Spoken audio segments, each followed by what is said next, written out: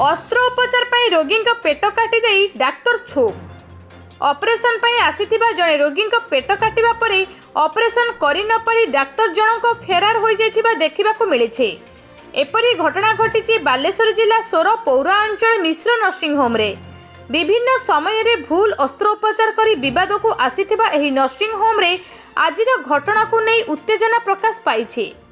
सूचना अनुसार सोर थाना अंक ब्रह्मपुर ग्रामर कालिया जेना पेट जंत्रणा हेबारु परिवार लोके गत शनिवार दिन मिश्र नर्सिंग होम रे भर्ती करथिले। सेठारे तांको पेटरे पत्थर जमी थिबारु डाक्तर तांको अस्त्रोपचार पई परामर्श देइथिले। फଳରେ आज तांकर अस्त्रोपचार पई प्रस्तुति करा जाइथिला।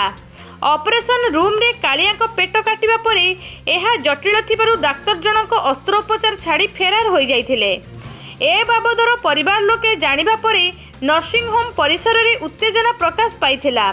परिवार लोके सोर थाना रे ए संबंध रे लिखित अभियोग करिबा परे सोर पुलिस घटनास्थल रे पहुंची तदंत जारी रखिছে। सोररू विकर्तन बारिकंक रिपोर्ट, जन अधिकार लाइव।